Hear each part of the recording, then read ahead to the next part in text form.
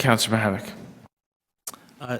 Thank you very much. I have some amendments that Councillor Fletcher, who is not able to be here because of an accident related to skating. She skates too much, and so she's in bed basically healing at this moment. So she's been working with Councillor McMahon and has asked that we support a number of motions that add to Councillor McMahon's motion. So they are there, and I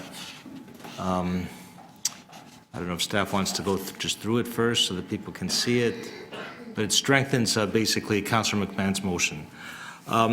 So just a few comments. First, just my compliments to Councillor McMahon and Councillor Fletcher for working on this issue. It is always a hard issue when there is a tough both support and antipathy towards a shelter going into any community, and I think they've done a very good job in managing this process. Thanks to Sally Ann as well, Salvation Army. You know, many of the shelters in Toronto are run by faith communities. I think sometimes I think they're the only ones crazy enough with the long-term vision and a sense of hope, good name for the shelter, to say, we are going to take this on. I don't know why you do it. I think I know why you do it, and it's very good reasons why you do it, but our hats have to go off to you for having the courage and fortitude to face some of the things you do and to do it day in, day out. And Sally Ann's been doing this not for 1 year, not for 5 years, not for 10 years, but really generation after generation.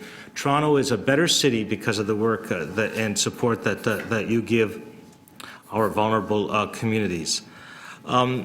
I've had the benefit, and to the folks here, thanks for all your comments. This has been it's been a very good conversation. Some pro, some anti, some pro if, some pro, some against, but. So I think it's been good and respectful, and I think that's what the City Hall should be. At the end of the day, I'm going to be supporting this. Frankly, I will bet dollars to donuts that Council will support it. In all my days at City Hall, whenever staff have come forward with a proposal, I've never seen one fail. Never seen one fail.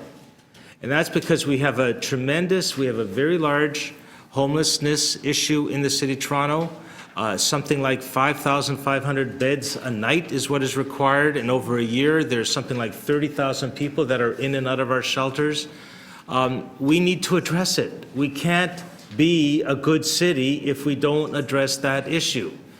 It is my experience, having been on this committee, that people are supportive of homeless people generally, but they have trouble sometimes when it's specific to a neighborhood. I've never seen an application come forward or a proposal come forward where someone hasn't said, I support homeless initiatives, but not this one here.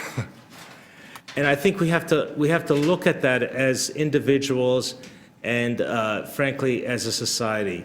You are only supportive of homeless struggles if you are willing to say they are my neighbor, which means they can live in the immediate vicinity in which I live. I happen to live near a drop-in center, and you know, we raised 2 daughters and a son there, from the daughters anyway, from 0 to 20. And not only was it wasn't bad, it was actually, I think, a value add. They learned how to live in a city. They learned how to say, you know, it's not just about you, it's about the guy who's at the corner of Christie and St. Clair in my case, and we have an obligation to that person. And we have an obligation, not just once a year, but, you know, saying hi to them, making sure that they feel part of the community, integrating their struggles into our community life. I think that's the challenge that we all have. I think another pattern that I've noticed is that it's always hard to put in a shelter, and I appreciate one person saying that really the success of this shelter will be a function of how the operators function. So I think in 1 year, 2 year, you'll find that the local community will say, hey, let's do a fundraiser for it. Let's bring over some treats for the folks who are at the shelter. Let's find a way to do some value add in terms of programming or outreach or finding a job or finding permanent housing for some of the folks there. That's been the typical pattern in shelters, frankly, around the city. So I think this is going to, I hope it goes through. I'm pretty sure it will go through here at committee and at council. My last point, I think where things will start to turn a corner, and I really appreciate the motions that have been moved by the councillors on both sides, is around this liaison committee. That's going to be your opportunity to really get into the meat and potatoes, or into the bones of this issue. You will meet the operators, you will meet folks who are residents, you will find a way basically to build your community in a very good way.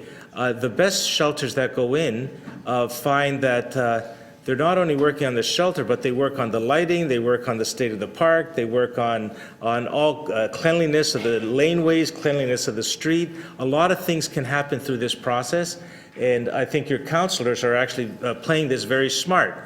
The way Councillor Cole played it very smart when it went into his ward. He says, okay, we'll take the shelter, but we need this, and this fixed.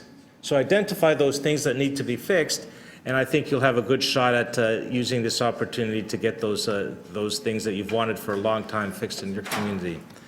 So this is good, and I think it will be. You will be a better community, and we're going to be a better city if this goes forward.